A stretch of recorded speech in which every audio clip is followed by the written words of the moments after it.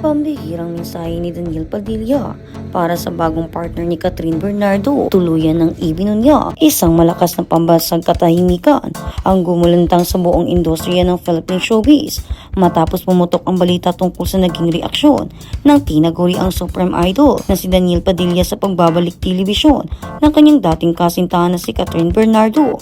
Sa pag-usbong ng pinaka-inaabangang serye ng One Someday, hindi maiwasan ng publiko na tutukan ang bawat galaw ng dating magkarelasyon, lalo na't ito ang hudyat ng isang bagong yugto ng karera ng aktres na tuluyan ng umalis sa anino ng sikat na tambalang, Katniel.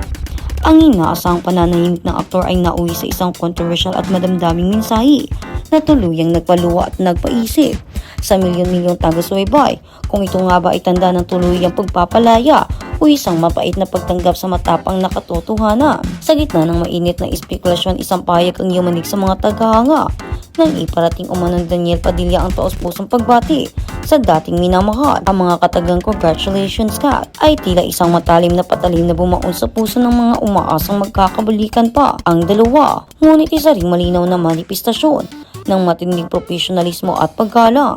Malinaw na isinaad ng aktor na batid niya ang mga sakripisyo at paghihintay at matinding pagmamahal ng aktres sa kanyang sining upang maisakatuparan ang proyektong ito. Ang pag-amin ng aktor na lubos siyang ipinagmamalaki ang lahat ng narating ni Catherine ay nagpapakita ng isang malalim na koneksyon na hindi basta-basta mabubura kahit ng anumang issue.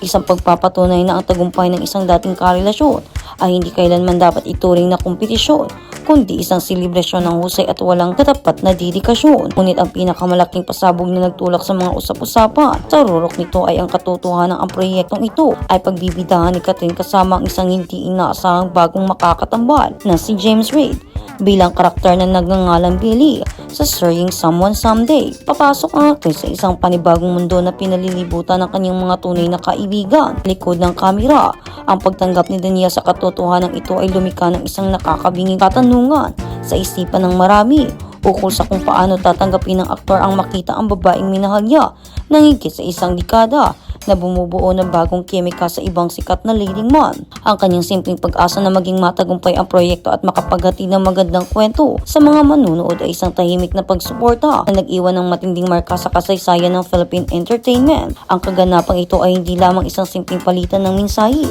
isa itong napakalaking patunay ng pagbabago at paglago sa industriya ng telebisyon.